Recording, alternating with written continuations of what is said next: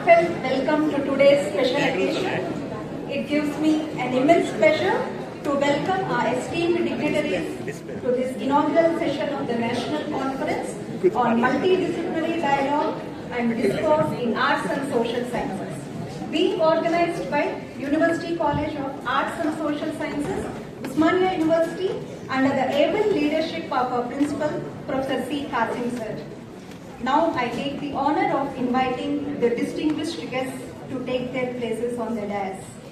First and foremost, I humbly invite the esteemed president of today's function, Professor Kumar Maduguram Garu, Honorable Vice Chancellor of Osmania University, to kindly place the dais.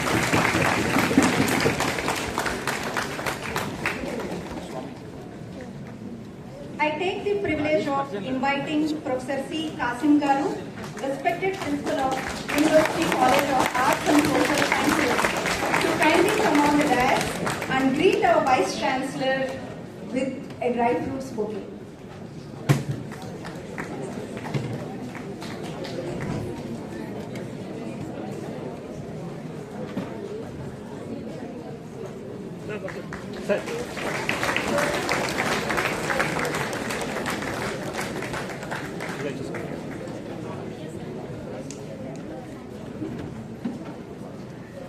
It's a great honor to welcome our chief guest, Shri Jupalli Krishna Rao Garu, Honorable Minister for Prohibition and Excise, Tourism and Culture, Government of Telangana.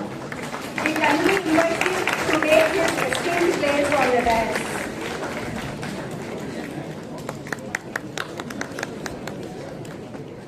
I now request our esteemed Vice Chancellor to extend a warm welcome to our Honorable Minister by presenting this bouquet.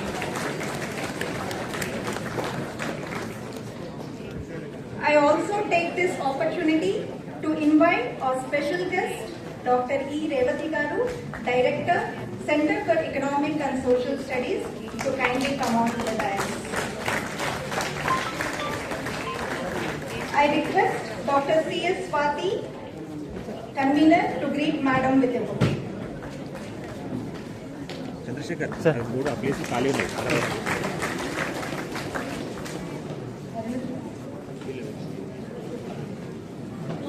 It's my pleasure to invite Professor C. Arunajyoti Garu, Dean Social Sciences. She'll be joining us soon. I also invite Dr. Konda Nageshwarao Garu, Vice Principal, Arts College, and Dr. Balu Naik, Vice Principal, Hostel, and also the conveners of the conference onto the dais.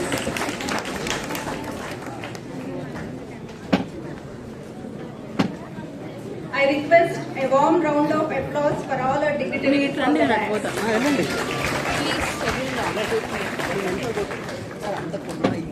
It is with great pride that I invite all our heads of the departments, chairpersons, board of studies, esteemed faculty members, students, research scholars, and distinguished delegates to this conference. Now, any program would be starting with the lighting the lamp. I request all the dignitaries on the dais to kindly join in lighting the ceremonial lamp, symbolizing the dispelling of darkness and the illumination of knowledge.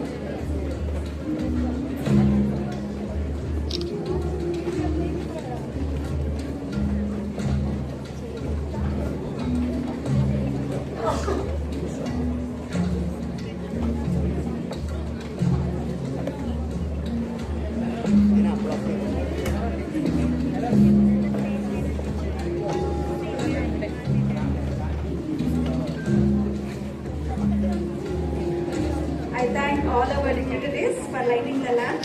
And now we'll proceed with the session. We should know why we are here, what is the purpose of it. I know that all of you know the purpose, but once again, because there are many other delegates from the other colleges, I request Professor V. Lavanya, Dean UGC and Development Affairs and convener of the conference, to share her insights on the theme of the conference.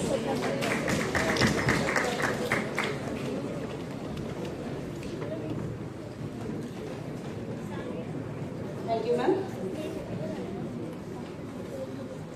Respected dignitaries on the dais and off the dais, faculty members, research scholars and students, good morning to one and all. In a world marked by rapid technological shifts, socio-political transformations and environmental transitions, the discipline of arts and social sciences provide critical tools to understand and navigate complex human experience. In this context, this National Conference on Multidisciplinary Dialogue and Discourse in Arts and Social Sciences serves as a vibrant intellectual forum that brings together a wide array of scholars, researchers, and practitioners to engage in a meaningful cross-disciplinary conversations. Being the first of its kind, this national event, conceptualized and curated by Professor Sri Kasim Sir, the Principal of the University College of Arts and Social Sciences and the Director of the conference, reflects a commitment to academic inclusivity and intellectual innovations.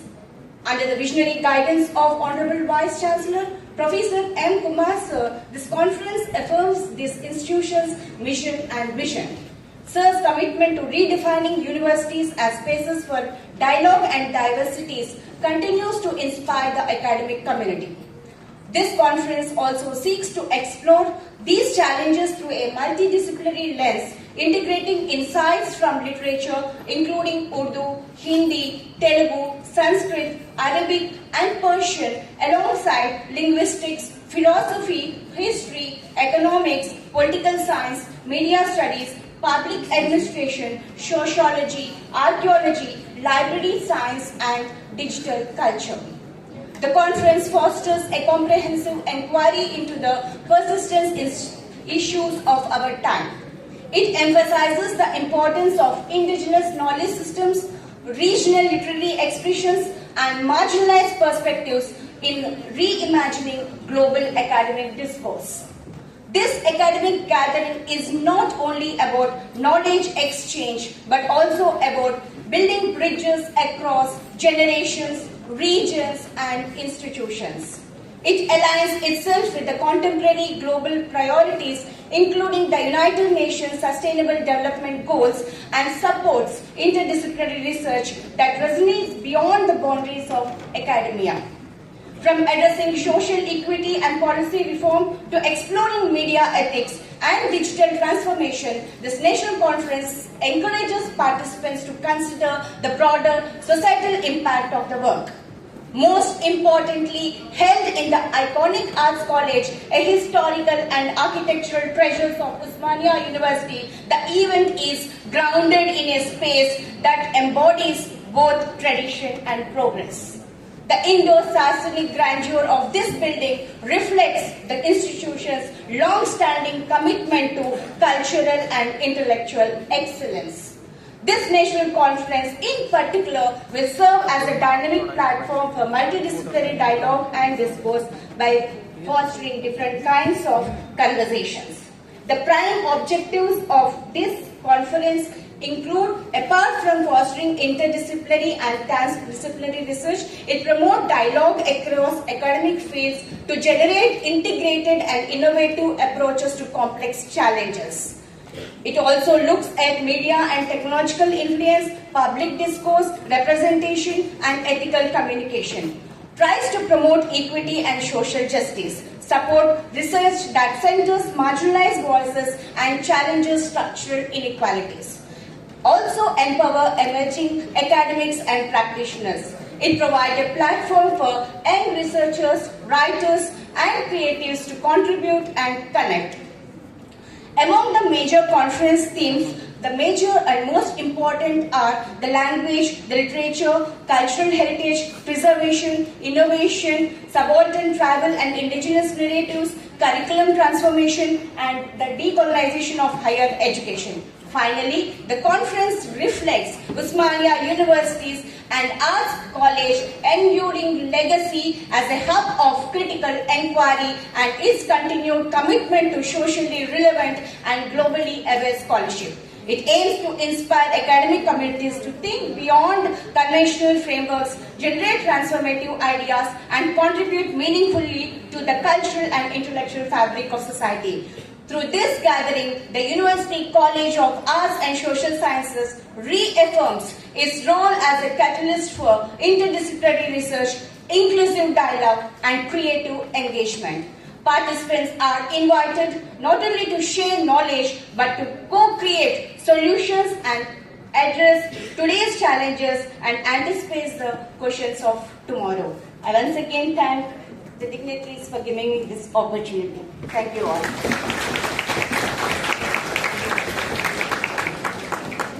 Thank you, ma'am, for emphasizing the significance of the conference and giving a broad overview of the inputs that are going to be happening in the conference. And definitely, as Faculty of Arts and Social Sciences will be the catalysts of change and be the social entrepreneurs to mold the society. Thank you very much. And now it is time to hear from our principal, Professor C. Kazim Karu. I request Principal Sir to address the participants and also preside over the session.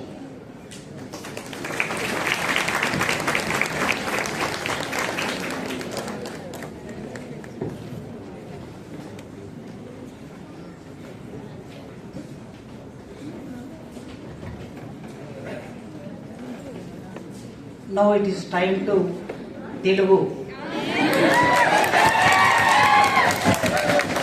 Because it is multidisciplinary dialogue and discourse in arts and social science. So, to people, our colleagues, delivered their lecture in English only. So, as a Telugu teacher, I should be తప్పనిసరిగా తెలుగులోనే మాట్లాడాలి. ఇది మన మాతృభాష. ఈ మీరు అనుకొని ఉండవచ్చు చాలా మంది గూగుల్లో సెర్చ్ చేస్తే what is the Telugu meaning multi disciplinary అని కొడితే ఏమొస్తుంది అంటే బహుళ క్రమశిక్షణ అని వస్తుంది. డిసిప్లినరీ అనే పదానికి క్రమశిక్షణ అని వస్తుంది.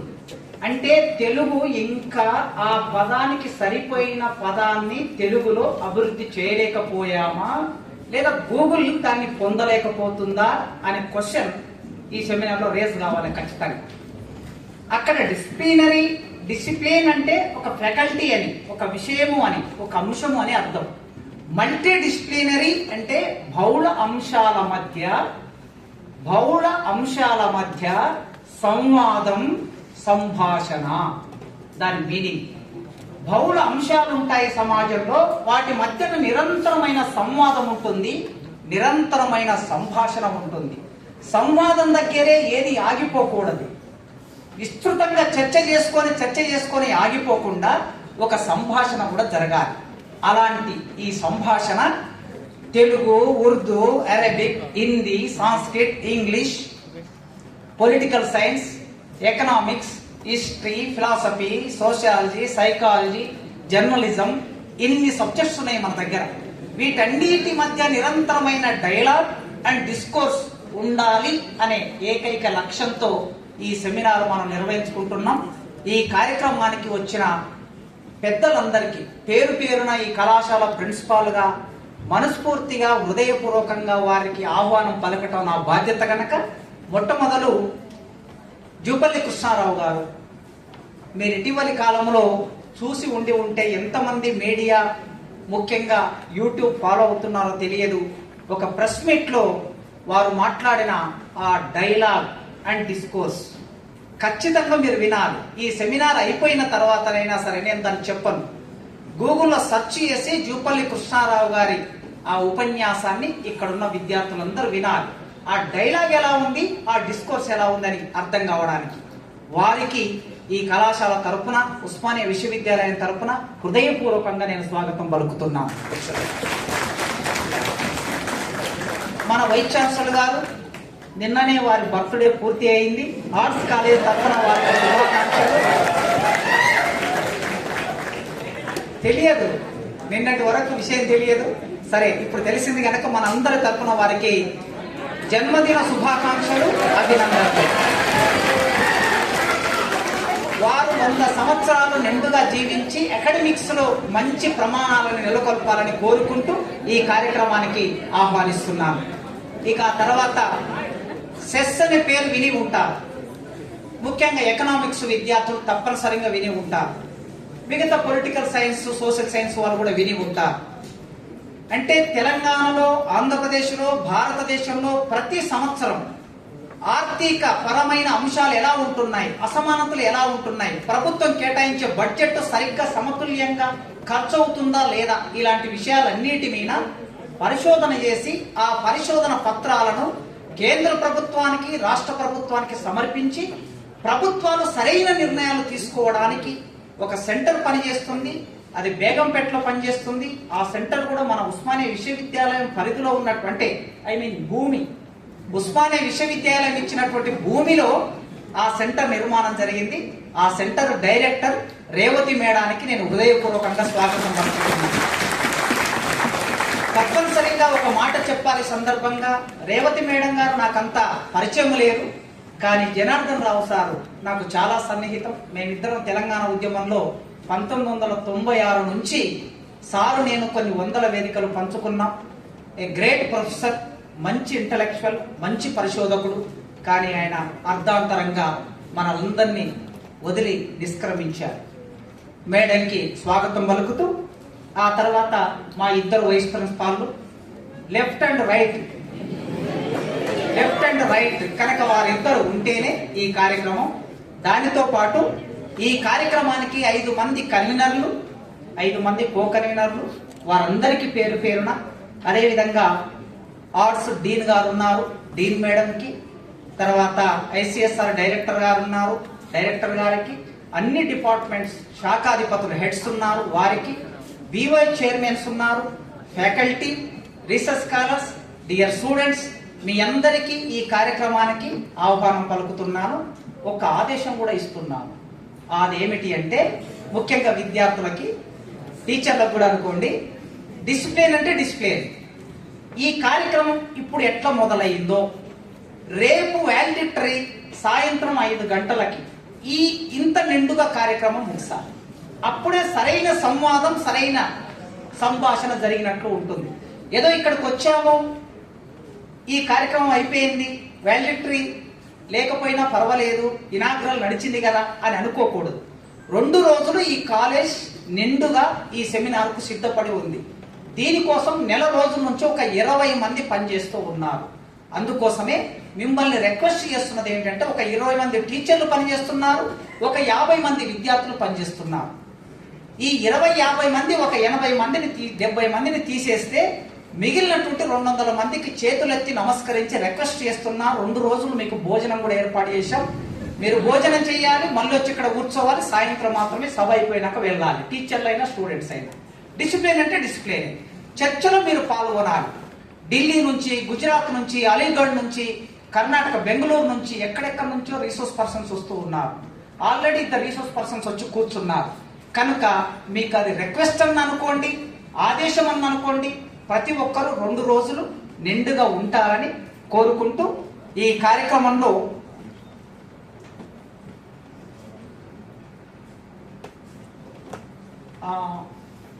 రేవతి మేడం గారు, మొదట రేవతి మేడం గారితో మాటలతో మనం ప్రారంభం చేసుకుందాం.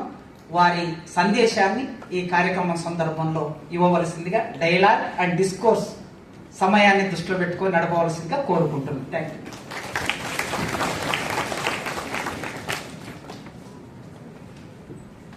Good morning to all. Respected Honorable Minister Sri Jupalli Krishna Rao, Honorable Minister for Prohibition and Excise, Tourism and Culture, Government of Telangana, and President of this inaugural session, Honorable Vice Chancellor of the University, Professor M. Kumar, and organizer of the seminar, Professor Kasim, and members on the dais, and heads of the department and board of studies and resource persons who have come from other states to participate in the seminar, faculty members and research scholars, students, all good morning to you all. I thank the organizers for giving me this opportunity to participate in this inaugural session and share my views on this multidisciplinary dialogue and discourse. Maybe I may not be that effective as Principal Professor Kasim has articulated in Telugu, Samvadamu, discourse and dialogue అనేటువంటి చెప్పారు. But maybe I'll share my thoughts on what is the importance of this multidisciplinary research. And there are other terms also when we call as interdisciplinary, multidisciplinary, pluridisciplinary, and also transdisciplinary.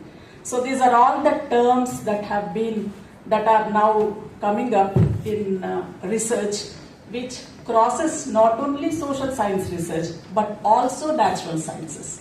So when we talk of transdisciplinary, then it is crossing the boundaries of the subjects or disciplines.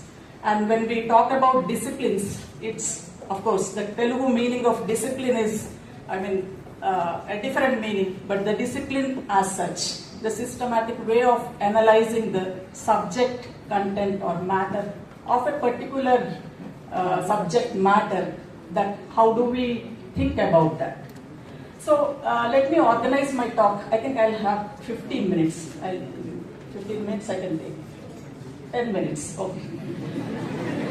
I'll organize my talk in 3 sections. Firstly, I'll elaborate the emergence of knowledge and its compartmentalization into different disciplines. Because let us understand how knowledge has been generated and how it has been compartmentalized into different disciplines. And later, crossing the disciplinary boundaries, because that is what is being discussed today. How crossing the disciplinary boundaries and why do we do that? What is the importance of that is also important. So we know that knowledge, in the little bit, if we go back into the history and Middle Ages, we think that knowledge was thought more of metaphysical. Metaphysical is outside our human sense perception and what can be reached through objective studies of material reality. But it is outside that of human perception. And but social science research was deeply then embedded in religion. That means social science research was closely seen as that of, along with that of religion and superstition also. If we look at, it was related to theology. In the context of European context, social science research or Europe University was closely associated with church. And whatever church was saying or papacy was saying, it was, the university also was echoing the same kind of belief and value system that was there, which was derived from religion. And but gradually the experience and observation, which are hallmarks of scientific method, because as research scholars, you all might be looking at how do we make an inquiry and how do we look at a phenomenon, how do we understand a phenomenon, and how objective are we to look at it and draw conclusions from a phenomenon, why a phenomenon happens, and how do we explain the occurrence of that phenomenon. So for that, we know that there are proofs and truth seeking. So that is the in social sciences, where there is objectivity in social sciences. All research scholars must be knowing about objectivity in social sciences and how do we proceed with our research methodology.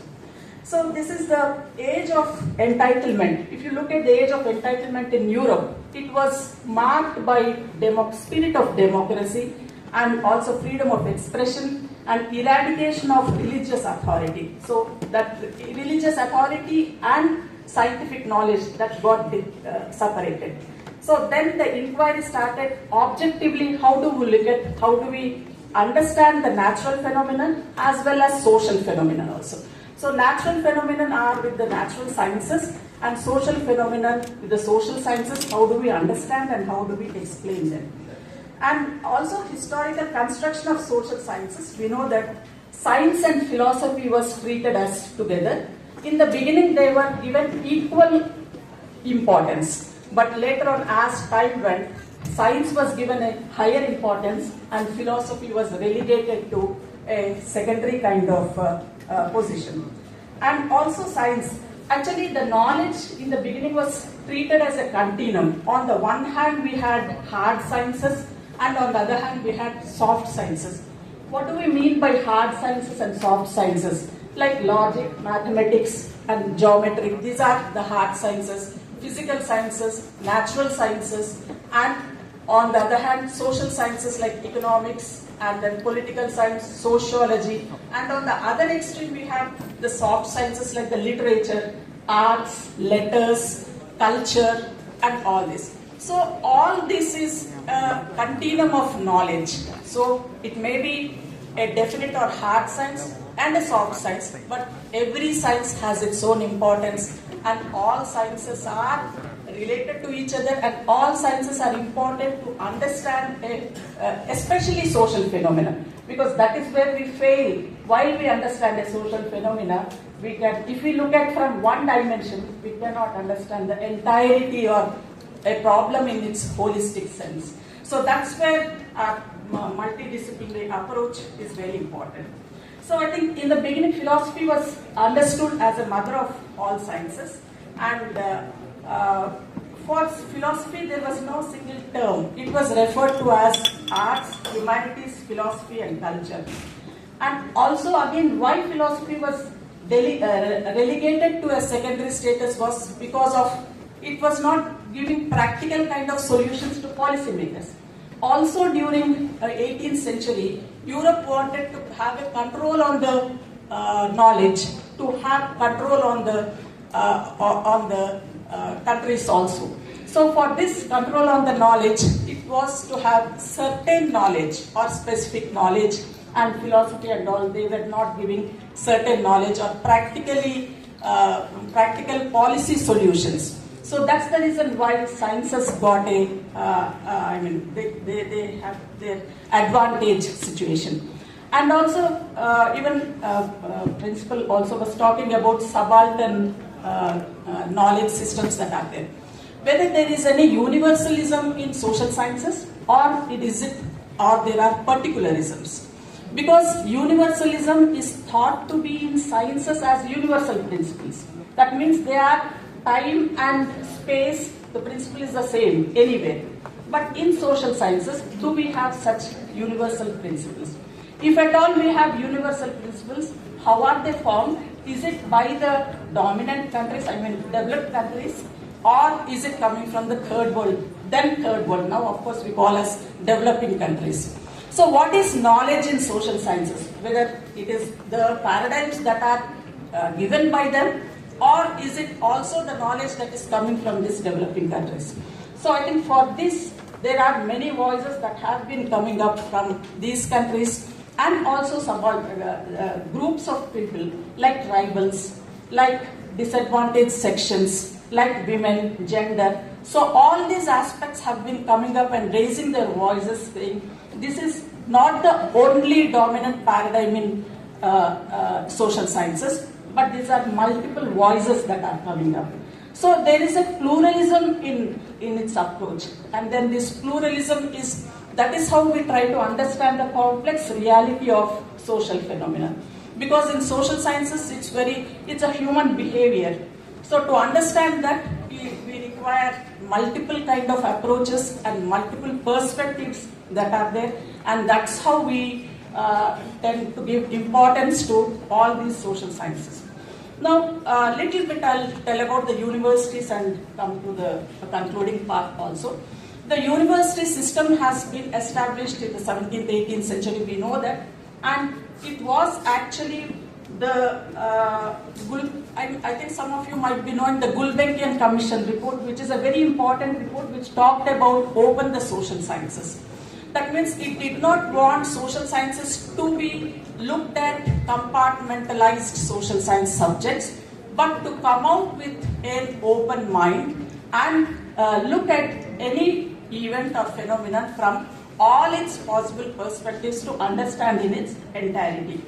So this kind of interdisciplinary approach or integrated approach has come post World War II, and it has assumed greater importance, and it critiqued the disciplinary boundaries. So boundaries should not be there between disciplines, and social science knowledge should not hinder any knowledge. Therefore, there should be interdisciplinary collaboration in understanding the social phenomena.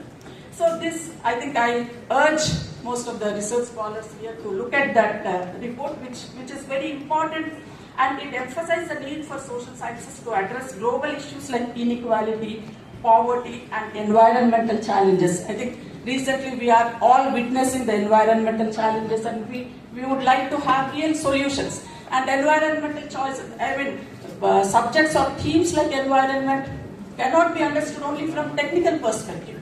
It has so many of its dimensions, like the social dimension, the economic dimension, the political economy dimension, and all other dimensions also. So unless we understand the phenomenon in all its dimensions, a policy solution cannot be arrived at. So that's the importance of this. And then, so therefore, these are all the problems that we have.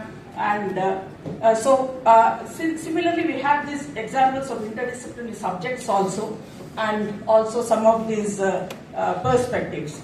So in conclusion, what we can say is that what kind of social sciences are we going to build? And I think in that context, this national seminar will play an important role, where it brings in different perspectives from different social sciences and also arts, humanities, and culture, and all this, to understand an event in its entirety. And so therefore in this also I just wanted to emphasize one point, that because as we keep on dividing into disciplines, it also requires huge financial resources to maintain. Because if you look at expansion of universities and departments, separate departments, every department will be in its own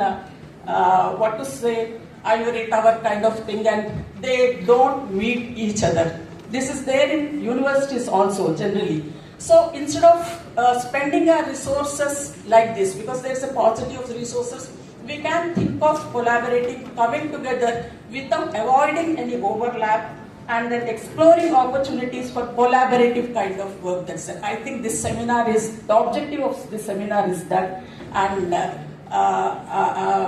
resource persons have come from different perspectives, and I hope that the 2-day deliberations will fulfill this objective and come out with a fruitful outcome. Thank you once again.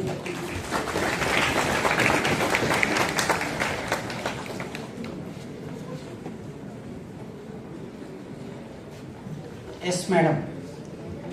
Natural sciences, social sciences, and arts, humanities. వీటి మధ్యన నిరంతరాయ సంభాషణ ఎలా ఉంటుంది, ఎలా ఉండాలి, ఈ మధ్యలో అస్తిత్వ ఆవేదన వచ్చినప్పుడు వాటికి సమన్వయం, అన్వయం ఎలా ఉండాలి. ఒక ఉదాహరణ చెప్తాను మీకు. 1905 ఇండియన్ ఫ్రీడమ్ స్ట్రగుల్లో వందే మాతరం ఉద్యమం అనే ఒక ఘట్టమని. ఆ సందర్భంలో లాల్ బాల్ పాల్ అనే ముగ్గుట్లో బిపిన్ చంద్రపాల్ వచ్చాడు ఇక్కడికి, మన తెలుగు ప్రాంతానికి. బిపిన్ చంద్రపాల్ హిందీలో ఉపన్యాసం ఇస్తూ ఉన్నాడు, ఎకనామిక్స్ సంబంధించిన ఉపన్యాసం. బ్రిటిష్ వాళ్ళు భారతదేశాన్ని ఎట్లా దోపిడీ చేశారనేది ఆయన ఉపన్యాసం. మీకు తెలుసు, Dadabhai Naoroji drain theory introduce చేశాడు ఆయన. ఆ థియరీ గురించి చెప్తున్నాడు. ఓ ఉపఖండముతో సరితూగెంతటి సువిశాలమైన భారతావనిపై బ్రిటిష్ వాడు తిరుగులేని రాజకీయ అధికారం చెలాయిస్తూ తమ దేశ సౌభాగ్యం కోసం ఈ దేశ స్థితి సంపదలను తరలించకపోవటమే ఆర్థిక దోపిడీ. అది డ్రైన్ థియరీ. ఇట్లా ఒక గంట సేపు మాట్లాడిన తర్వాత ఆ వేదిక మీద చిలకమర్తి లక్ష్మణస్వామి గారు ఉన్నారు. ఆయన బేసిక్ గా పోయెట్, ఈయన economist. Bipin Chanderpaul economist, Chilakamarthi poet. ఇప్పుడు ఇంటర్ డిసిప్లినరీ ఎలా ఉంటుంది వ్యక్తీకరణ చూడండి. గంట సేపు బిపిన్ చంద్రపాల్ ఇచ్చిన ఉపన్యాసాన్ని, ఎకనామిక్స్ ను, ఒక పోయెట్ లేసి ఆ వేదిక మీద భరత ఖండంబు చక్కని పాడియావు, ఇందులు లేక దూడలై ఏడ్చుచుండా, గొల్లవారను తెల్లవారను గడసరి గొల్లవారు వెతుకుచున్నారు మోతులు బియ్యగట్టి. గంట సేపు ఉపన్యాసాన్ని తెల్లవాళ్ళనే గొల్లవాళ్ళు మన బిడ్డలకి పాలు అందకుండా ఈ దూడల మూతులు బిగగట్టి ఆవు పాలు మొత్తం తీసుకొని వెళ్ళిపోతున్నారు అని చెప్పారు. ఎకనామిక్స్ కి లిటరేచర్ కి ఎలాంటి రిలేషన్ ఉంటుందో చూడండి. కనుక మనం వీటన్నిటిని అన్వేషణ చేస్తూ ఉంటే మనకి అర్థమవుతూ ఉంటాయి. సో ఇప్పుడు మన విశ్వవిద్యాలయం ఉపకులపతి యాజ్ ఇట్ ఈస్ మీనింగ్ ఒకవేళ ట్రాన్స్లేట్ చేయాల్సి వస్తే నిజానికి వైస్ ఛాన్సలర్ అన్న మాటలో ఉన్నంత సౌలభ్యం ఉపకులపతి అనే మాటలో ఉండకపోవచ్చు. కొన్ని సందర్భాల్లో ప్రతి పదం వెనక భావజాలం ఉంటుంది, ఐడియాలజీ ఉంటుంది, సామాజిక నిర్మాణం ఉంటుంది. కనుక కొత్త పదాలని మనం ఈ రోజు నిర్మాణం చేసుకోవాల్సిన అవసరం కూడా చాలా ఉన్నది. మన విశ్వవిద్యాలయ వైస్ ఛాన్సలర్ గారు కుమార్ గారు ఈ మొత్తం కార్యక్రమానికి వారు ప్రెసిడెంట్, వారి తరపున నేను నిర్వహిస్తున్నా ఇక్కడ కేవలం. కనుక ఇప్పుడు ప్రొఫెసర్ కుమార్ గారు మన ముందు వారి సందేశాన్ని ఇస్తారు.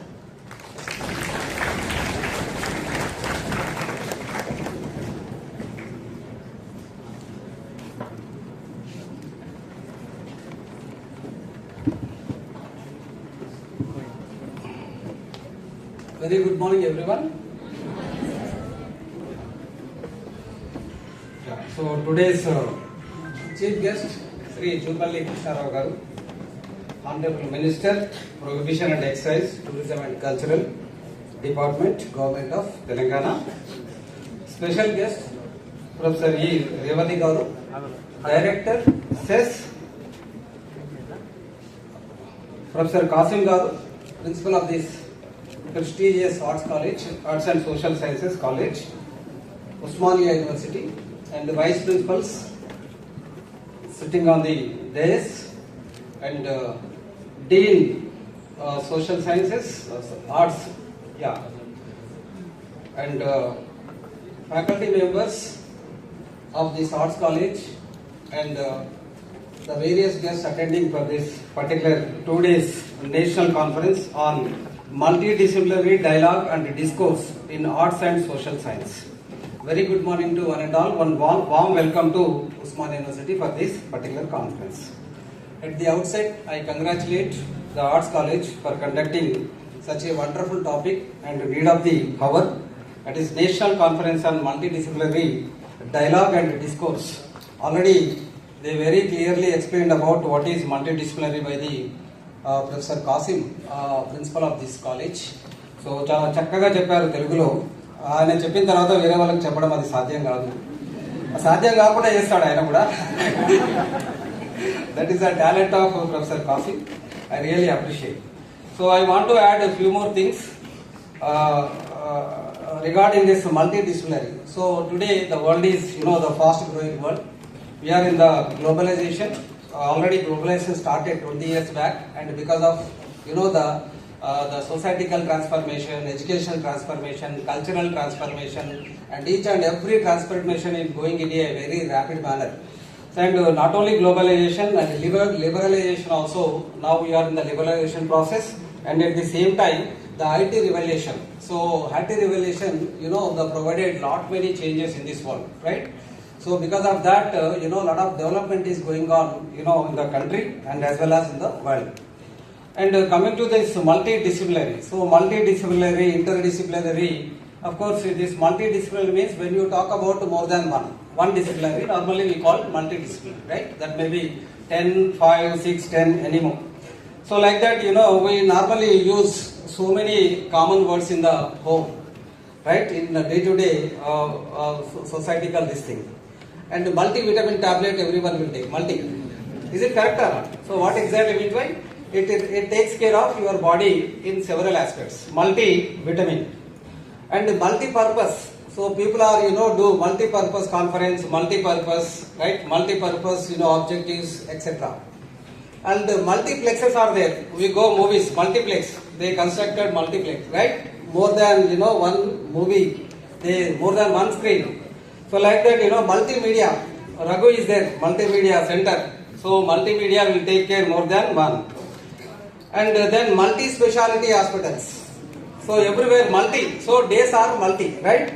And multi atta. Even we take chapati. Multi atta. Multi grain. So like that, if you just list out, so many multi things are there. So obviously, because in the present day context, one may not be sufficient to fulfill the requirements. That may be human body, that may be societal requirement, that may be any other kinds, right? So in this way, this conference also multidisciplinary dialogue and discourse. So as far as this college is concerned, 23 departments are there. I think 20 active departments, and I really appreciate all these departments coming together and conducting such a wonderful kind of program is really appreciable. And what I suggest is you not only restrict to the social sciences. So because the days are interdisciplinary and the government of India focusing on interdisciplinary subject skill based. See, each and every subject they are focusing on skills. 40% is interdisciplinary. Core is no more now. One classical example I would like to tell. And today there is no kind of no such kind of barriers. So social sciences is not restricted to only social sciences. If we add the IT to the social sciences, definitely it will become some kind of multi-discipline. And artificial intelligence and machine learning we are using everywhere, irrespective of the specialization. So that is why in the global level the opportunities will increase when you go for multidisciplinary, when you add multidisciplinary or interdisciplinary or IT to the subject, the opportunities to the students and further exploration of the subject is very much possible with this multidisciplinary or interdisciplinary or this IT related subjects, right? And therefore what I normally suggest is that you add the other subjects also, engineering, IT related subject, even the psychology, even the law. So today recently the law results we declared conducted by the Osmania city. So BCom students, 40% of the students they qualified in the law examination, and almost 150 members MBBS doctors they are planning to pursue MBBS. So like that the law students only very less than BCom. So it means that the interdiscipline concept really encouraging in India by the universities and as well as the society also encouraging, the governments also encouraging maximum extent.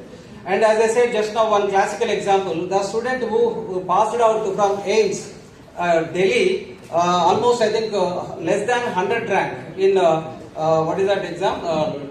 NEET examination. He completed his 5 years this graduation at AIMS, and also he got almost first rank in the JEE Advanced. It means that normally what is our mindset? Our mindset is MBBS people do not have maths. But the same guy, he cracked the JEE, he stood top one, and he got data science in the he completed not JEE first rank. I think he got very good rank in the JEE, and he joined in the IIT Madras. He completed data science. So data science needs a strong mathematical background. But how he finished the MBBS at AIMS? AIMS also one of the top university, top kind of institution, and he also completed data science from IIT Madras, and he is now he settled as a the biomedical engineer and getting highest packages.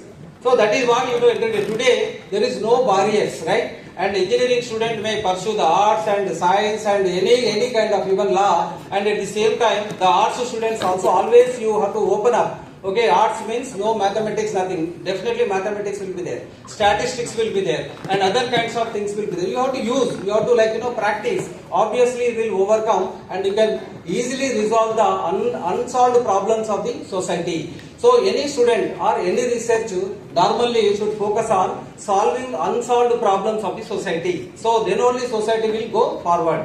And coming to the India's strength, now India is the 4th largest economy, and in short another 2-3 years we are going to reach 3rd largest economy by 2047. So the government of India focused on the Vikasit Bharat, and government of Telangana focused on Telangana number 1 by 2047. So it means that the education literacy point of view, the Telangana should complete 100%. Even government of India also planning to complete the literacy levels almost to this thing, and India should become number 1 economy by 2040. Even Telangana should also become number 1 economy. So in this aspects, lot of opportunities will be there. Only thing is that as per the statistics, India is the youngest population, highly youngest populated country, and we have the 66 percentage of the people less than 35 years. 66% of the youth available in India. No other country is having such kind of youngest population in India. And at the same time, the 50% of the population less than 25 years. It means the potentiality to excel further is maximum there in Indian context. For that, the education institutions plays a key role. No doubt in, because we have to shape up their future with skill-based education.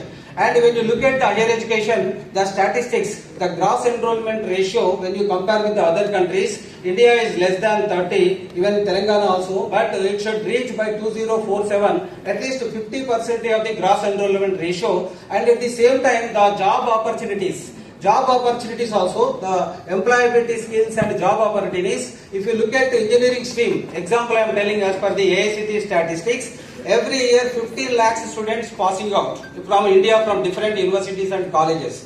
But if you look at the employment, the statistics, only 15 to 20% of the students are having the quality. So the quality education is very, very important. That is also one of the sustainable development goals of the country. So quality education, when the quality education is there, obviously you can achieve. It means 80% of the students not getting proper placements because of not having proper skills. That is why Honorable CM Garu started the Skill University in Telangana. Even the government of India also, they are focusing now the Indian knowledge system. So Indian knowledge system, and just now Kasim Garu said Telugulo చాలా చక్కగా అర్థమవుతుంది ఏదైనా అనేది content. I really support that. మాతృభాషలో అందరికీ 100% అర్థమవుతుంది. So అందు గురించే మీరు గుజరాత్ కావచ్చు, తమిళనాడు కావచ్చు, ఇంకా కొన్ని స్టేట్స్ మీరు చూసినట్టయితే అక్కడ 10th క్లాస్ వరకు వాళ్ళ ఓన్ లాంగ్వేజ్ అంటే మదర్ టంగ్ లోనే స్టడీ చేస్తారు. ఎంత పెద్ద ప్రొఫెసర్ కానివ్వండి, ఎంత పెద్ద మినిస్టర్స్ కానివ్వండి, ఎవరైనా వాళ్ళ పిల్లల్ని మాత్రం వాళ్ళ లాంగ్వేజ్ లో చేస్తారు. సో మా ఫ్రెండ్ కూడా గుజరాత్ నుండి ఒక ప్రొఫెసర్ ఉన్నారు. వాళ్ళ పిల్లలు కూడా 10th క్లాస్ వరకు తెలుగు మీడియం, వాళ్ళ గుజరాతీ మీడియంలో చేశారు. ఆ తర్వాత ఇంటర్మీడియట్ నుండి ఇంగ్లీష్ మీడియంలో చేశారు. అంటే అర్థం ఏంటంటే భారతీయ భాష అనేది మనం ప్రమోట్ చేయాలి. రీసెంట్ గా మహారాష్ట్రలో మరాఠీ మీడియంలో ఇంజనీరింగ్ కంప్లీట్ చేసి 100% ప్లేస్మెంట్ వచ్చింది స్టూడెంట్స్ అందరికి కూడా. So that is what inter discipline, multi discipline భారతీయ భాష. ఇప్పుడు ఇంజనీరింగ్ కోర్సెస్ అన్ని కోర్సెస్ కూడా తెలుగులో వస్తున్నాయి. మనమేమో ఒక సైడ్ తెలుగు భాష అంటే కొంచెం తక్కువ, అంటే లోకల్ భాష అనగారు, అంటే ఇంటర్నేషనల్ లాంగ్వేజ్ పాయింట్ ఆఫ్ వ్యూలో మనం ఏం చేస్తామంటే English no doubt is a international language and with the proper skills the student definitely will get lot many benefits. But at the same time, by digesting the content to local language also very, very important, right? So coming to our university, sir. So university having 12 faculties, right? Faculty of Arts, Science, Engineering, like that. So almost 56 departments are there. So it is one of the 7th oldest university in the country, and we are playing a key role in shaping of the students career and future.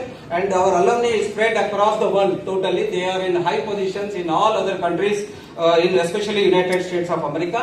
And under Osmania, 739 affiliated colleges are there. So in that affiliated college, 3.6 lakh students are studying, sir. 3 points in the campus, and the constituent colleges around 23,000 students are studying. In the main campus, 40,000 students are staying, sir. All our students are really very enthusiastic and unique, and they also do very good education, and at the same time they also do very good studies, and culturally and all multi talent students. So therefore, I really appreciate all our students, and especially our arts college faculty also, they are multi-talented. So they have every talent, and only thing is that they are not coming forward maximum to conduct many programs, because we have 500 crores of research projects, sir. Under RUSA, 107 crores, 40 crores already spent. I am asking principal and all the departmental heads to conduct at least every 15 days one program should be floated. For that, the university is ready to give the funding to conduct such a wonderful kind of program. And the students also please participate in this one. And coming to this interdiscipline, especially research, as Madam Revati Madam said, so the research, especially the interdiscipline, the tool always you have to use. Students, those who are working in this arts college, the 40% of the interdiscipline you make use for your research, definitely your research article. As I said, the quality education, quality publication, and quality.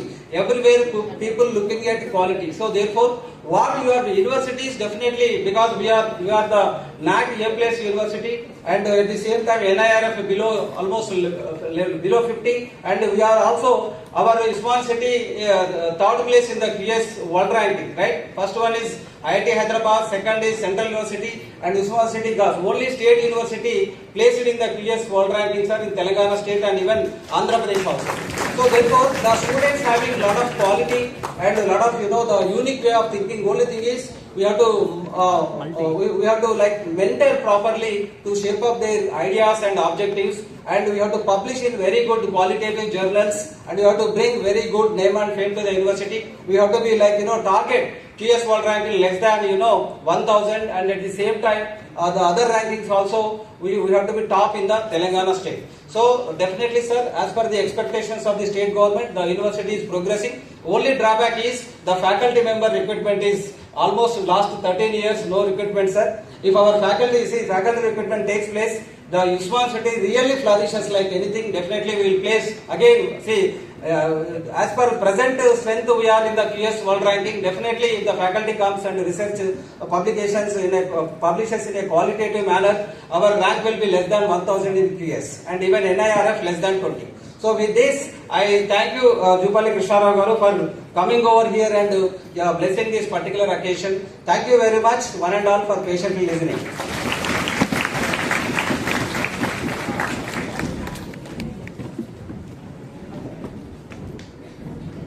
Thank you sir, vice chancellor గారు.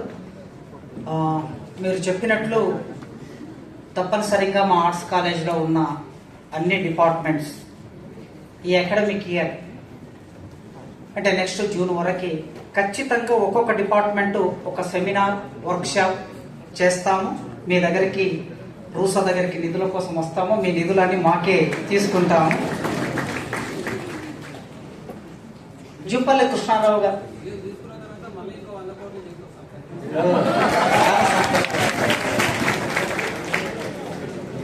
జూపల్లి కృష్ణారావు గారు కేవలం తెలంగాణ రాష్ట్ర ప్రభుత్వ మంత్రివర్యులు మాత్రమే కాదు, వారు సమాజాన్ని పరిశీలించే మంచి మనిషి. మంత్రులు చాలా మంది ఉంటారు, ప్రతి మంత్రి మన వేదిక మీదకి రారు. కొందరే యూనివర్సిటీ ఆర్ట్స్ కాలేజ్కి రాగలుగుతారు. వారి అండర్స్టాండింగ్ బట్టి, వారి పరిశీలన బట్టి, వారి వ్యక్తీకరణను బట్టి, సమాజం కోసం వారు చేసే సేవను బట్టి అకాడమిక్స్లోకి కొందరిని మనం ఆహ్వానిస్తూ ఉంటాం. నేను ఒక సందర్భంలో సార్ దగ్గరికి ఒక 5 ఏళ్ల కిందట 6 ఏళ్ల కిందట అనుకుంటాను వెళ్ళాను. ఒక ఇద్దరు teacher, school teacher, first generation teachers, వాళ్ళ కుటుంబాలలో ఫస్ట్ ఉద్యోగం పొందిన టీచర్, పేదరికం నుంచి కష్టపడి చదువుకొని వచ్చారు. ఒక చిన్న కేసులో వాళ్ళు అందులో ఇరికించబడ్డారు. ట్రయల్కి వచ్చింది కేసు, జడ్జిమెంట్ ఇంకొక వారం రోజుల్లో జడ్జిమెంట్ ఉన్నది. ఏం చేయాలో అర్థం కాలేదు. అప్పటికి వారు మినిస్టర్గా ఉన్నారు. ఆ ఇద్దరు టీచర్లను తీసుకొని ఎమ్మెల్యే క్వార్టర్స్కి వెళ్ళారు. వెళ్ళిన తర్వాత కాసిం గారు ఏమిటి పని మీద వచ్చారు అన్నాడు. చిన్న పని సార్ అన్నాను. చెప్పండి అన్నాను. ఆ పని చెప్పిన తర్వాత ఇది చిన్న పని కాదు, ఇది చాలా పెద్ద పని అన్నాడు.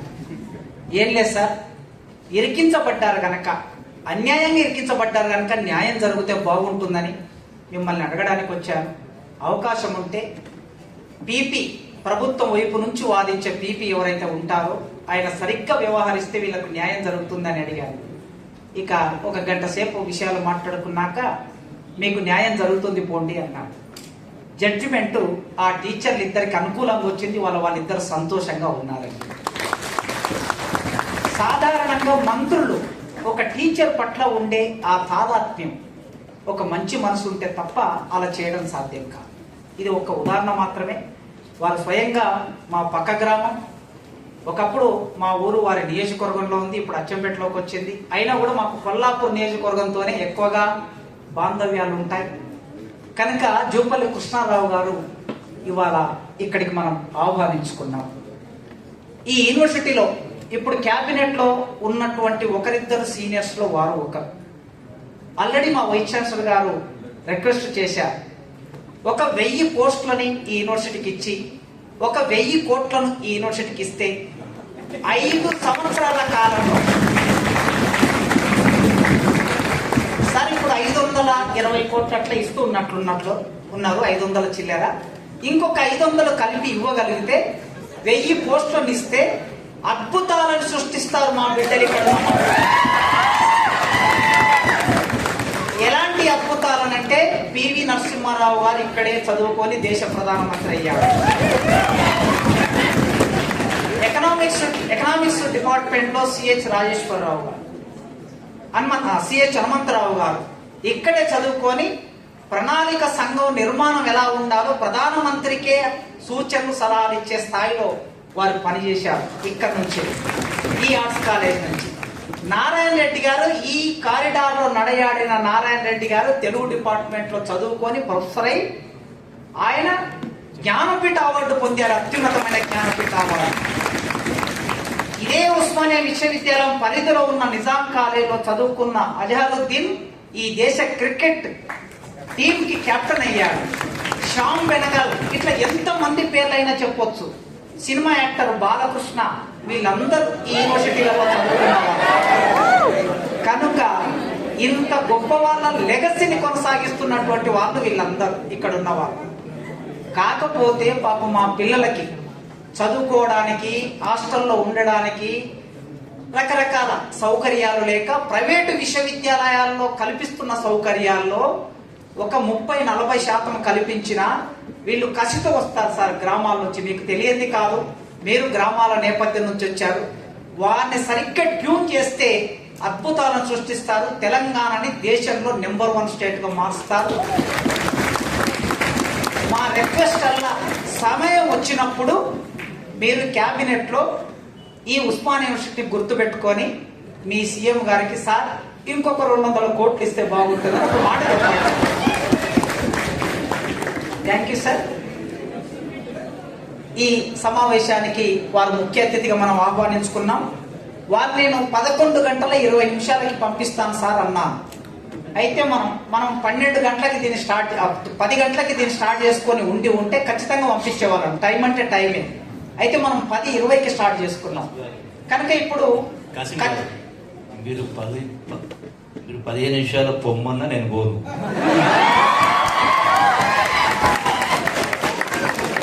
సో ఇప్పుడు అరగంట ఉపన్యాసం ఇవ్వడానికి సార్ సిద్ధపడి ఉన్నారు.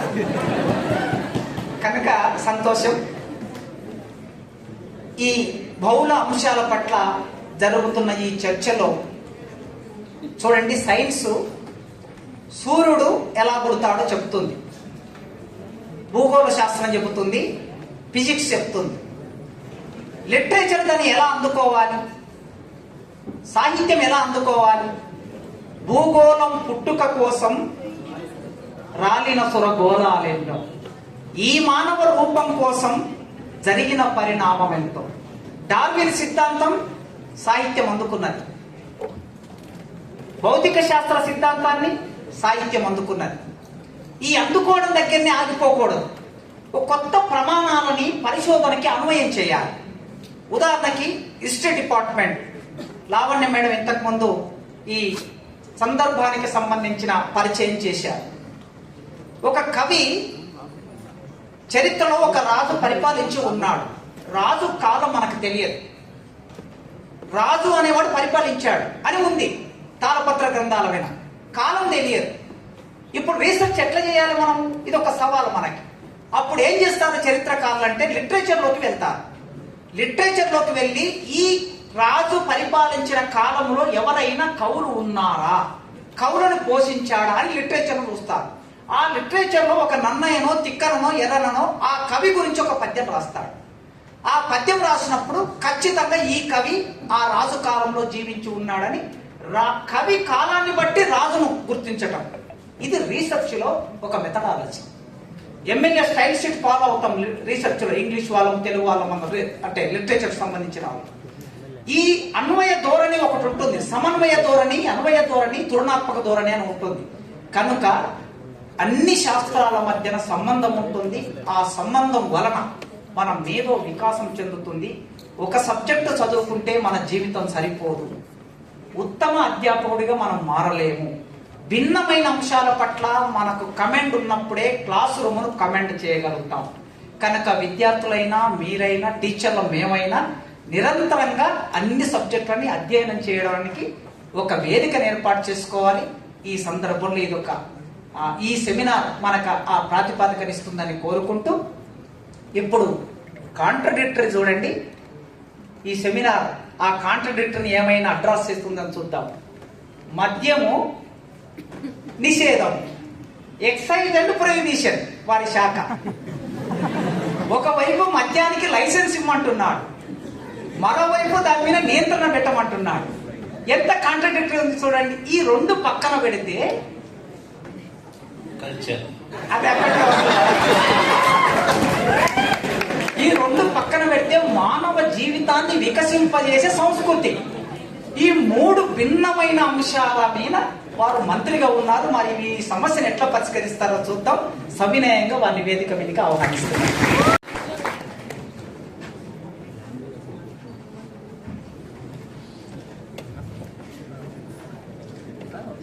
ఈనాటి multi national conference and multi disciplinary dialogue and discourse in arts and social sciences కార్యక్రమానికి వేదికటువంటి పెద్దలు వైస్ ఛాన్సలర్ ప్రొఫెసర్ కుమార్ గారు, అట్లాగే తెలుగు పండితులు, సమాజానికి ప్రేరణ ఇచ్చి సమాజంలో మార్పు తేవడానికి కంకణ కట్టుకున్నటువంటి మీ యొక్క ప్రిన్సిపల్ ప్రొఫెసర్ కాసిం గారు, అట్లాగే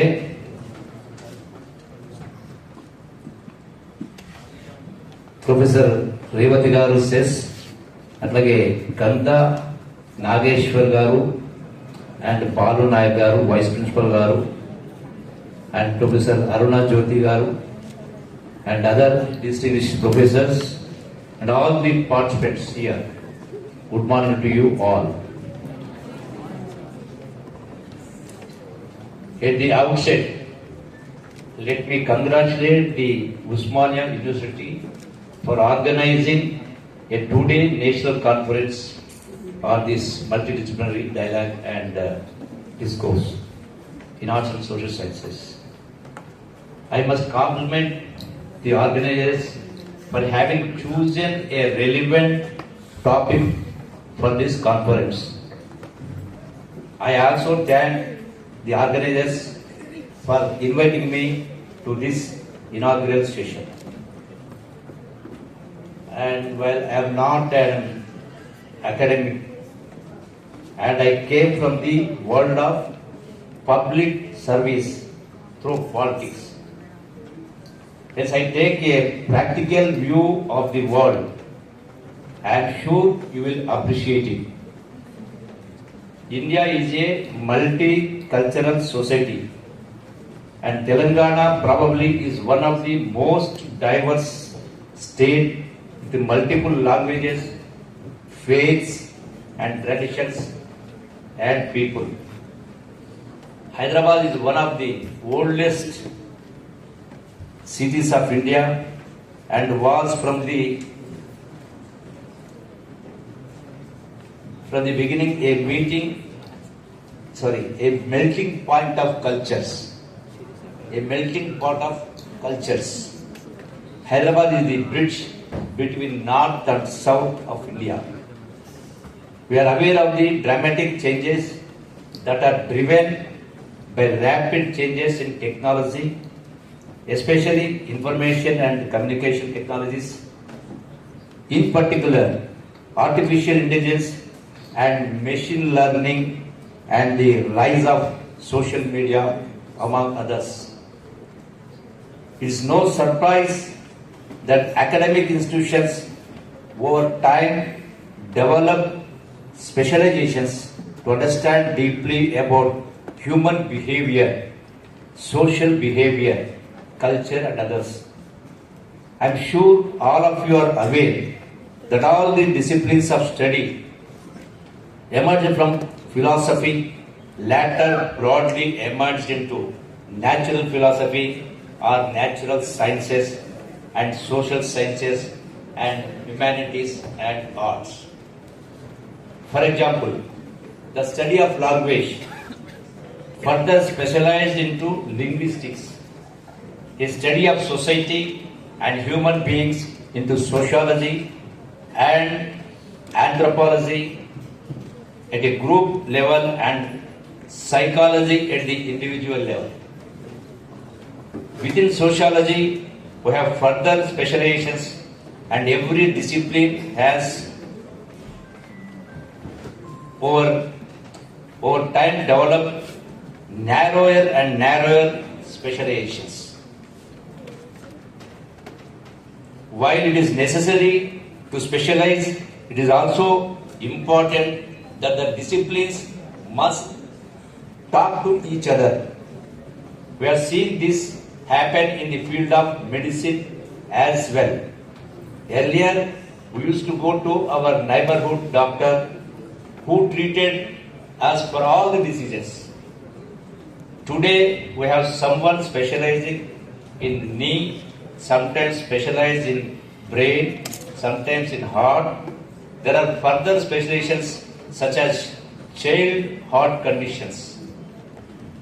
While deepening knowledge is important, it is necessary that we do not lose sight of the forest or fir trees, because reality is all integrated and often messy. Hence, it is necessary to develop multidisciplinary approaches. I think there is a crying need for an interdisciplinary approach to understand and address social challenges that are facing us today. Let me offer an example here. Today, you cannot study social behavior without understanding how mobiles have entered our lives. While mobile technology has tremendous advantages, it also poses multiple challenges. We see many youth addicted to their social media, affecting their ability to develop relationships. One may have many friends on Facebook, but one will miss out on real friendships. How do we study the phenomenon? Do we take a sociological view, an anthropological view, a psychological view, an economist view? We have to think. This is the challenge of today. It is common sense that no phenomenon can be understood from a single particular lens. Like we were told, common sense is not very common. Hence, there is a need for disciplines to talk to each other, because each discipline brings some value, but only together we can understand the truth. Let me gently remind you about the famous story of 9 blind men of Hindustan who tried to understand an elephant. You know the story. For one, an elephant was like a wall. For another, it was like a rope. And for another, it was like a pillar. While each of them was right in their own way, they missed the whole for the parts. There is a need to take holistic view of issues. On another note, it is critical that academics focus on social problems with an eye to solve them, especially in the context of rapid changes in technology, economics, and rapid urbanization. The nature of work is dramatically changing. It is putting pressure on our social fabric, social relations, families, and on individual mental health. A university has 3 jobs in my view.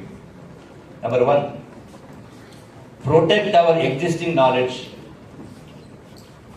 Research and produce relevant new knowledge that solves society's problems and challenges. And number three, create human resources and good citizens for a society. My invitation to the presenters in this two-day conference and in general is to bring in real issues from society to be studied and find possible solutions to the issues as mentioned earlier.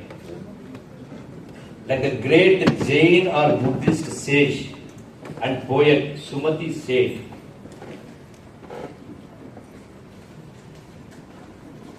దావిలి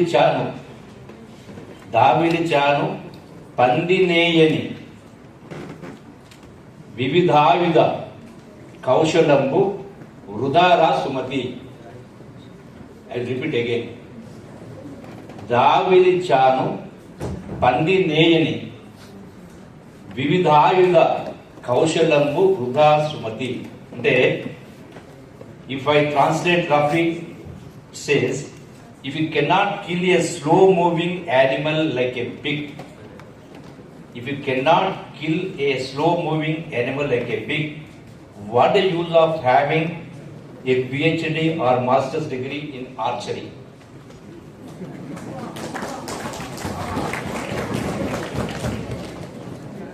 Knowledge and pursuit of knowledge must focus on solving issues and challenges facing today's society. I take this opportunity to request our Vice Chancellor and the Arts and Social Sciences College to identify practical problems and conduct research and publish the research that is focused on solving problems that we are facing today. I am sure this two-day conference would provide a platform to have a meaningful dialogue and discourse, and the deliberations will throw light and enlighten the participants. Those who are from other states who have come to attend this conference, I am sure the organizers and the team would take good care of you in the true spirit of Hyderabadi Tehzeeb. All study and no play makes Zil a dull girl. All study and no play makes Zil a dull girl. I hope you will find some time to explore Hyderabad, a city with a rich culture of more than 400 years, offering you historical sites, excellent cuisine, creative craft, apart from modern amenities and infrastructure. For those of you who have a little more time, you can explore many more sites within half a day's reach. I am sure you will enjoy the rich culture, the unique Hyderabadi language, or Dakkani as we call it. ఇంతకుముందు మనకు professor Kasim గారు అన్నారు ఇంకో విషయం, how you balance it. Prohibition, excise and culture. అంటే భిన్న ధృవాలు అనొచ్చా? ఏదైతే పాటిద్దరు రాదు నాకు. భిన్న ధృవాలు. ఒకవైపున ప్రొహిబిషన్ అంటే మందు సేవించడం ఆరోగ్యానికి హానికరం. అంటే సిగరెట్ పైన పొగాకు పైన ఉంటుంది ధూమపానం అనే కింద. ఇంకో వైపున ఎక్సైజ్ అంటే ఆదాయం పెంచండి. ఇంకోవైపున కల్చర్. ఈ మధ్యన ప్రాక్టికల్ జరిగినటువంటి సంగతి చెప్తాను. గ్రామాలకు వెళ్ళినప్పుడు I think the ultimate purpose of this national conference on multidisciplinary dialogue and discourse in arts and socials, ultimately for the betterment of the society, I think so. Ultimately, whatever we are learning here, ultimately it is our responsibility to reform the to reform individual, to reform the society, to reform the system. Then only there is a value for our whatever we study, purpose అది. అయితే ఈ మధ్యకాలంలో గ్రామాలకు వెళ్ళినప్పుడు even పట్టణాలకు వెళ్ళినప్పుడు public మీటింగ్స్లో నేను అడిగినప్పుడు అందరు సంతోషంగా ఉన్నారంటే అందరు సంతోషంగా ఉన్నారంటారు. అడిగిన తర్వాత మీరెవ్వరూ సంతోషంగా లేరు అని నేను అన్నా. ఒకసారి అందరూ ఆశ్చర్యపోయింది, మీరెవ్వరు సంతోషంగా లేరు. అప్పులు ఉన్నవాడు చెయ్యొద్దండి అన్నా. అప్పులు ఉన్నవాళ్ళు చెయ్యొద్దండి అన్నా. నిజామాబాద్లో ఒక 4,000 మంది ఆడియన్స్, ఒక పోచారం శ్రీనివాసుడి గారు తప్ప మిగతా అందరూ 3,900 అందరూ చెందింది. ఇప్పుడే మీరంటే సంతోషంగా ఉన్నారని, సంతోషంగా ఉన్నారు ఇప్పుడే అంటారు. అప్పులు ఉన్న వాళ్ళు చేతిని అందరు చేతులు ఎత్తారు. మరి ఇన్ని అప్పులుండి ఎంత సంతోషం ఉంటారు అంటే మీకే తెలుస్తలేదు. అంటే ఒక ఏమంటారు అగమ్య గోచరం.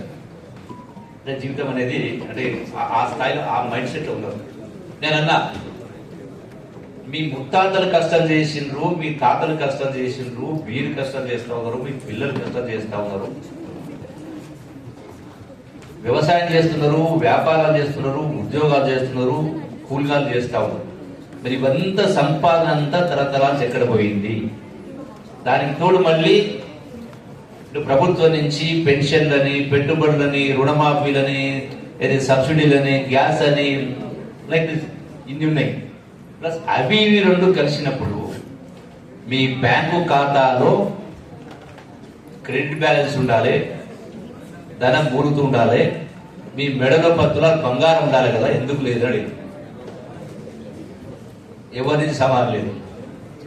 ఎవరు కారణం? తిరుపతి వెంకటేశ్వర స్వామి కారణమా, లేదు యాదాద్రి లక్ష్మీనరసింహ స్వామి కారణమా, ఎల్లమ్మ కారణమా, మషమ్మ కారణమా, పోషమ్మ కారణమా, లేదు ప్రధానమంత్రి కారణమా, ముఖ్యమంత్రి కారణమా, జూపల్లి కృష్ణరావు కారణమా అని అడిగాం. అంటే ప్రభుత్వాలు కారణం కొంత, రకరకాల కారణాన్ని, దానిలో సగం కారణం మీరే అన్నా. రకరకాల కారణాలు సగం కారణం మీరే అన్నా. మేమెట్లా అన్నారు? 3 కారణాలు చెప్పిన. చదువుల పేరు మీద లక్షల రూపాయలు ప్రైవేటు స్కూళ్ళు, ప్రైవేటు కార్పొరేట్ కాలేజీలో లక్షల రూపాయలు ఖర్చు పెడతా ఉన్నాం. ఎట్లా ఖర్చు పెట్టి కూడా చెప్పినా. ఒక్కొక్క గ్రామం నుంచి 50 లక్షల నుంచి 1 కోటి రూపాయల దాకా ప్రైవేట్, ప్రతి గ్రామానికి 4 బస్సులు, 5 బస్సులు, 10 బస్సులు వస్తా ఉన్నాయి. మన రేపటి ఎగ్జాంపుల్ తీసుకున్నాం. అక్కడ అందరి బదులు మనం అడిగిన అవుతారు. ఒక గ్రామం నుంచి 1 కోటి రూపాయలు ఖర్చు పెట్టి పిల్లల్ని పంపిస్తూ ఉన్నారు. అడిగిన గవర్నమెంట్ స్కూల్లో బడి చెప్పేవాళ్ళు ఎవరు అంటే కాంపిటేటివ్ ఎగ్జామ్ రాసినటువంటి వాళ్ళు, ఉద్యోగాలు వచ్చిన వాళ్ళు చెప్తా ఉన్నారు. అంటే బాగా చెప్పగలిగిన వాళ్ళే కదా. మన ప్రొఫెసర్ కాసిం గారు ఎంత బాగా చెప్తా ఉన్నారు అంటే గవర్నమెంట్ అంటే ఎగ్జామ్ రాసి పాస్ అని చెప్తా ఉన్నారు. మీరు ఎక్కడ పంపిస్తారు అంటే 1 రూపాయి ఖర్చు కాకుండా గవర్నమెంట్ స్కూల్లో పంపడం లేదు. ఎక్కడ పంపిస్తా ఉన్నారు? ప్రైవేట్ స్కూల్లో పంపిస్తా ఉన్నారు. ప్రైవేట్ స్కూల్లో చెప్పేవాళ్ళు ఎవరు? పాపం ఉద్యోగాలు రాక నిరుద్యోగులు ఉన్నవాడు 10,000 12,000 ఖర్చు, వాళ్ళ జీతాలు పనిచేస్తా ఉన్నారు. మరి మీ గ్రామం నుంచి 1 కోటి రూపాయలు ఖర్చు పెడతా ఉన్నారు. మరి మీ పిల్లల్ని ఎక్కడ ఉంటా ఉంటారు? గురుకుల పాఠశాల. అయితే ముందు దగ్గర చెప్పిన మొత్తం రాష్ట్రంలో ఉన్న గురుకుల పాఠశాల లెక్కేస్తే 1000 గురుకుల పాఠశాలలో చదువుతున్న విద్యార్థుల సంఖ్య 5 లక్షలు. ఇదే ప్రభుత్వ టోటల్ స్టేట్ లో 60 లక్షల మంది first class to 10th class students ఉన్నారు. First class to 10th class 60 లక్షలు. ఈ 5 లక్షల మంది గురుకులాలు పోతే మిగతా 19 లక్షల మంది ఏమో గవర్నమెంట్ స్కూల్ చదువుతాం. అంటే 25 lakhs. మిగిలిన 35 lakhs ప్రైవేట్ స్కూల్ చదువుతా ఉంటాం. ప్రైవేట్ స్కూల్, కార్పొరేట్ స్కూల్ చదువుతా ఉంటాం. సరే, అందరూ 5-10 లక్షల మంది ఉన్నవాళ్ళు పోయినా మిగతా 20 లక్షల మంది ఈ అప్పుల కారణంగా లక్షలు ఖర్చు పెడతారు. ఆ లెక్క కూడా చెప్పిన 1వ తరగతి నుంచి 15వ తరగతి అంటే అప్ టు డిగ్రీ 15 years వాళ్ళకి యావరేజ్ లెక్కేస్తే యావరేజ్ గా minimum 50,000 for 15 years at the rate of 50,000. It works out to 7.5 lakhs. And మీరు వాళ్ళు అడిగేది ఇవన్నీ సొంత పైసలా అంటే లేదు సార్ అప్పు తెచ్చి పెడతాం. సో అప్పులకు ఈ 15 సంవత్సరాలకు ఇంట్రెస్ట్ క్యాల్కులేట్ చేసి even if you calculate the rate of 1 rupee it will be not less than 15 lakhs interest at the rate of 1 rupee. Mostly 2 rupees తెచ్చుకుంటారు. అంటే 25 నుంచి 30 లక్షల రూపాయలు ఒక విద్యార్థి చదువు కోసం ఖర్చు పెడతా ఉన్నారు. ఇదే డబ్బులో మీరు 1 కోటి రూపాయలు మీ గ్రామానికి పెడతా ఉన్నారు. అదే 10,000 15,000 బయట ప్రైవేట్ చెప్తా ఉన్నారు నిరుద్యోగులు. అదే పిల్లలకు మీ గ్రామంలో అదే 15,000 ఇస్తే బయట ప్రైవేట్ వాళ్ళు ఇస్తే 10 మంది కంటే 1,50,000 రూపాయలు, సంవత్సరానికి 18 లక్షలు. సో 10 మంది టీచర్లు వస్తారు plus government teachers. Morning 7 to evening 7 చెప్తే so that becomes as good as a semi residential school. పిల్లలకు చదువు అంతకంటే గొప్పగానే వస్తుంది అని సెల్ ఫోన్ చూపించిన. దీన్ని ఏమంటే సెల్ ఫోన్. నేను చిన్నప్పుడు చదువుకున్నప్పుడు మా అమ్మ నాయనమ్మలు చెప్పాడు ఇది అరచేతిలో వైకుంఠం అంటే ఏదో అర్థం కాలేదు.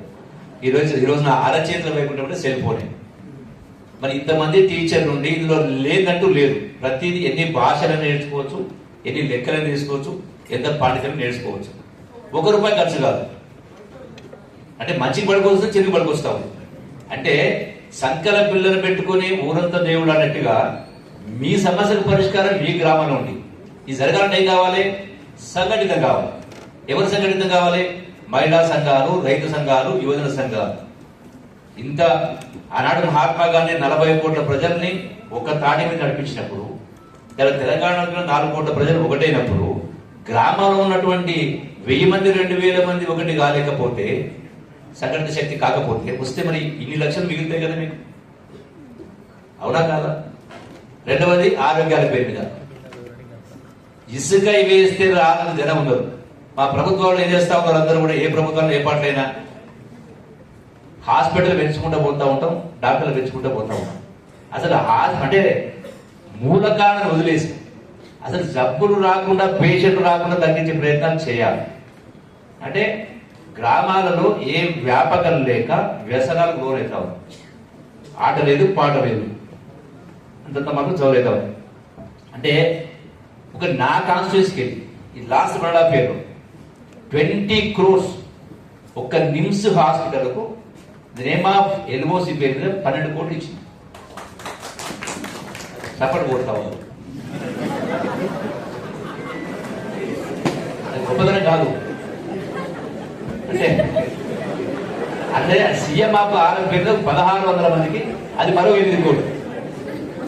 మొత్తం తాలూకులో అంటే నా దగ్గరికే ఒక వ్యక్తికి, నా దగ్గరికే 20 కోట్ల రూపాయలు ఒక నియోజకవర్గానికి ఖర్చు పెడితే మొత్తం నియోజకవర్గంలో సంవత్సరానికి అంటే అప్రాక్సిమేట్ గా 100 కోట్ల రూపాయలు దవాఖానకు ఖర్చు పెడతా ఉన్నారు.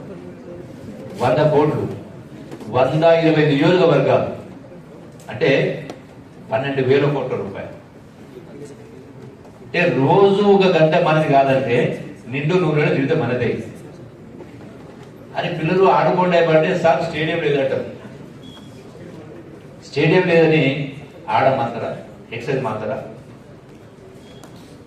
మన పాశ్చాత్య దేశాల్లో అప్పుడప్పుడు నేను మినిస్టర్ ఇతర దేశాలు పోయినప్పుడు మిట్ట మధ్యాహ్నం 1 గంట ప్రాంతం 1 గంట 2 గంటలు అంటే 40-40 టెంపరేచర్ డిగ్రీ ఉన్నప్పుడు, అంటే అంత ఉష్ణోగ్రత ఉన్నప్పుడు కూడా షార్ట్ చేసుకుని నడిబదాలు ఉత్తా ఉంటాడు. మనం ఏమనుకుంటాం? పిచ్చోడు ఉత్తా ఉన్నాడు. పిచ్చోడు అయితే పిచ్చోడు ఆయన ఇప్పుడు ఉత్తా ఉన్నాడు కింద. వాడు పిచ్చోడు కాదు, మనది కూడా మన పిచ్చోడు. వాడు ఆరోగ్యంగా వాడు ఉత్తున్నాడు. అట్లాగే ఇంకో అంశం 3 కారణాలు చెప్పిన. మూడవది ఫంక్షన్స్. ఈ ఫంక్షన్ విషయానికి వచ్చినప్పుడు మేము ఓట్లు ఓట్లు అడిగినప్పుడు బాగా వచ్చిన పోవయా, మిమ్మల్ని మనులు అడిగినావా, మాణిక్యాలు అడిగినావా, ఇంత అక్షంతలు వేసిపోమంటే రాలేదు, ఓట్లకు బాగా వచ్చినట్టు. కాదమ్మా, మేము మీకు కోపం ఉంటుందా, రాలేక విరగలమ్మా. ఏ ఫంక్షన్ అన్న అంటే మా పాప పెద్ద మనిషి అయింది, తిరగట్టే ఫంక్షన్, మా బాబు దోతి కట్టించే ఫంక్షన్. అంటే ఫంక్షన్ ఎంత కడతారు ఈ ఫంక్షన్ కానీ ఆ పబ్లిక్ మీటింగ్ అడిగింది. అందాలంటే 1,00,000, 2,00,000, 3,00,000 ఇస్తారు. ఇవి సొంత డబ్బులు అంటే కాదు, అప్పు. అంటే ఎందుకు చేస్తున్నారు అంటే చెయ్యకపోతే వియ్యకుడు ఏమనుకుంటాడో, వియ్యపురాలు ఏమనుకుంటుందో, ఆడబిడ్డ ఏమనుకుంటుందో, దోస్తులు ఏమనుకుంటారో, చుట్టాలు ఏమనుకుంటారో అని చెప్పి. అంటే మరి ఇన్ని లక్షలు ఖర్చు పెడతా ఉంటారు. సరే, చదువుల పేరు మీద లక్షలు, ఆరోగ్యాల పేరు మీద లక్షలు, పెళ్లిళ్ళ పేరు మీద లక్షలు, ఇవన్నీ కలగలిపి తడిచి మోపడై అప్పుల పాలై బజార్న పడ్డ తర్వాత అప్పుడు మిగతా వాళ్ళు ఏమంటారు, మిమ్మల్ని వీడి లంగా చెడిపోయి అంటారు. మీ అప్పులు వారు తీరుస్తారా? తీరురు కదా. అందుకే నేనేదో భగవద్గీత చదవలేదు, కానీ నేను విన్నటువంటి అంటే స్వధర్మం ఆచరణ సాధ్యమే, పరధర్మం అతి భయంకరమే. ఇది పరధర్మం పాటించే కదా వాళ్ళు ఏమనుకుంటారో, వీళ్ళు ఏమనుకుంటారో అని చెప్పని చేసి వాళ్ళ మునిగి కాలం జరుగుతూ ఉన్నాయి. అంటే ఇది కూడా అంటే కల్చర్ అంటే కల్చర్ మినిస్టర్ అంటే ఆట పాటల మంత్రి అనుకుంటారు. కల్చర్ అంటే సంస్కృతి అంటే జీవన విధానం. ఇది అన్ని రంగాలకు, అందరికీ, అన్ని వర్గాలకు, అన్ని కులాలకు, అన్ని మతాలకు, అందరికీ బదిలీ. అంటే జీవన విధానమైంది ధ్వంసమైంది కాబట్టి ఈ రోజున ఈ అప్పులకు, ఈ పేదరికానికి, ఇన్ని అనర్థాలకు, ఇన్ని దుర్మార్గాలకు, ఇన్ని దుశ్చర్యలకు, వీటన్నిటి కారణం మన కల్చర్, సంస్కృతి అనేది ధ్వంసమైంది. అంటే ఇది ఎక్కడి నుంచి మొదలు కావాలి? క్లాస్ రూమ్ నుంచే. చదువు అనేది ఈరోజు చదువు కూడా ఎట్లయిపోయింది చూస్తా ఉన్నాం. మార్కులు తక్కువ వస్తే ఫెయిల్ అయితే ఆత్మహత్య, ప్రేమించిన అమ్మాయి పెళ్లి చేసుకోకపోతే ఆత్మహత్య. కొట్టారా తప్పట్టు. అంటే ఎందుకు జరుగుతా ఉంది? అసలు లైఫ్ అంటే ఏంటి అంటే మానవ జన్మ అనేదే ఈ సృష్టిలో ఒక ఉత్కృష్టమైనటువంటి ఉత్కృష్టమైన జన్మ. అంటే మనిషిగా జన్మించడం అదృష్టం. I don't believe in rebirth. పునర్జన్మ ఉందో నాకు తెలియదు. ఉన్న జీవితం సార్థకం కావాలంటే మనం ఈ యొక్క జీవన విధానం అంటే మనం నడుస్తూ, నడిపిస్తూ, మనం బతుకుతూ, ఇంకోరు బతికిస్తూ వెళ్ళినప్పుడే అది ఒక పరమార్థం ఉంటుంది. ఇది మాట్లాడినప్పుడు, అప్పులైనప్పుడు, ఫంక్షన్ అయినప్పుడు నా షాక్ ఎక్సైజ్ కదా, అడిగింది లేచి అక్కడ వద్దాం సార్, ఈ మందు బంద్ చేస్తే, ఈ విస్కీ బంద్ చేస్తే ఈ అనర్థాలు ఉండవు సార్. ఆ శాఖ మంత్రి నేనే, కానీ నేను బంద్ చేయలేదు. శాఖ మంత్రి నేను బంద్ చేయలేదు. పాలసీ డిసిషన్, గవర్నమెంట్ పాలసీలో ఉన్నది. కానీ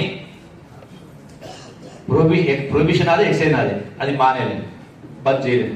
కానీ ఏం చేయలేను, దాని కల్చర్ శాఖ నాదే. అందుకే చెప్తా ఉన్నా, బాటిల్ తీసుకొచ్చి ముందలు పెట్టినా కూడా తాగనటువంటి మానసిక పరిస్థితి తీసుకురావడం కోసమే ఈ శాఖ కల్చరల్ శాఖ. అంటే మందు బాటలు ముందర పెట్టినా కూడా తాగకుండా చేయడం కోసమే ఈ కల్చరల్ శాఖను వాడే కార్యక్రమం చేస్తా ఉంటున్నారు. అంటే బ్యాలెన్స్ చేయాలంటే మరి ఏం చేయాలి? It's not sudden things not in my hand. So నేను అన్నిటికీ న్యాయం చేయాలి, దానికి చేయాలి, దీనికి న్యాయం చేయాలి. సో అంటే కాంప్లెక్స్ సిచ్యువేషన్. దీనికి కూడా మీ రీసెర్చ్ కనుక్కొని నాకేదైనా పరిష్కార మార్గం చూపిస్తే ఫాలో అయ్యే కార్యక్రమం చేస్తాను మనం చేసుకుంటూ. రెండవది, మీరందరూ అదృష్టవంతులు. ఎందుకంటే ఉస్మానియా యూనివర్సిటీలో మీరు విద్యార్థులు ఉన్నారు, అధ్యాపకులు ఉన్నారు. నేను ఎప్పుడో డిగ్రీ చదివిన సందర్భంలో ఉస్మానియా యూనివర్సిటీలో అడ్మిషన్ రావాలి, ఉస్మానియాలో చదవాలని కళ ఉండింది. ఆ కళ నెరవేరలేదు. కానీ ఈ రోజున మీ అందరితోటి కలిసి 4 మాటలు ముచ్చడించేటువంటి అవకాశం వచ్చినప్పుడు సంతోషపడతా ఉన్నాను. సెలవు తీసుకుంటాను. I thank one and all for giving me this opportunity. Thank you one. So ఇక్కడ దాకా వచ్చి కల్చర్ గురించి మాట్లాడి ఎందుకంటే మొదటి దాని గురించి నేను చెప్పా, కల్చర్ గురించి. ఈ కల్చర్ అంటే ఈ సంస్కృతి, ఈ జీవన విధానంలో ఇంకా రీసెర్చ్ చేయడం కోసం, కల్చర్ను బలోపేతం చేయడం కోసం, మన జీవన విధానాన్ని అంటే one sense values, principles, sacrifices, రకరకాల ధైర్యం కావచ్చు, సాహసం కావచ్చు, ఇంకా ఏమేం చేయగలుగుతామో ఈ కల్చర్లో రీసెర్చ్ చేయడం కోసం నా కల్చరల్ శాఖ ద్వారా మీ ప్రిన్సిపాల్ గారు, బీసీ గారు దేని ఖర్చు పెట్టుకుంటారంటే ఈ కల్చర్ కోసం, కల్చర్ రెస్టోర్ కావడం కోసం 1 కోటి రూపాయలు నేను ఉస్మాన్ రెడ్డికి నా శాఖ ద్వారా ఫైనాన్స్ చేసిన థ్యాంక్ యూ.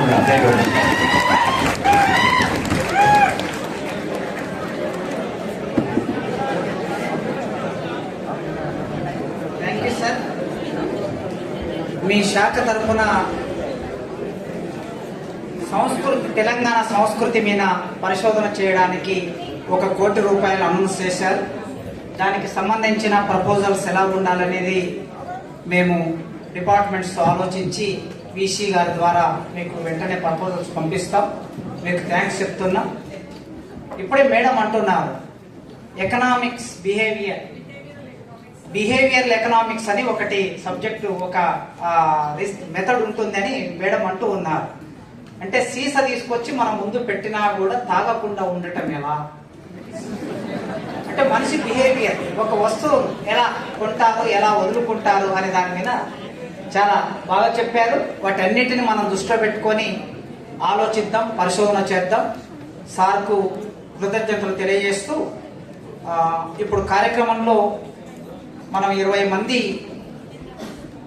గెస్టులను పిలుచుకున్నాం లెక్చర్స్ ఇవ్వడానికి. ఆల్రెడీ మన పెద్దలు వచ్చి ఉన్నారు. ముఖ్యంగా journalism department retired professor Nageshwar garu వచ్చి ఉన్నారు, కింద కూర్చొని ఉన్నారు. అదేవిధంగా గట్టు సత్యనారాయణ గారు సోషల్ డిపార్ట్మెంట్ నుంచి కూర్చొని ఉన్నారు. ముఖ్యంగా తెలుగు యూనివర్సిటీ పూర్వ vice chancellor, retired Telugu department retired professor మా ఎస్పీ సత్యనారాయణ గారు కూడా వచ్చి ఆడియన్స్ లో కూర్చున్నారు, వినిపోదామని వచ్చి కూర్చున్నారు. అందరికీ పెద్దలకి పేరు పేరున కృతజ్ఞతలు తెలియజేస్తూ ఇప్పుడు ఈ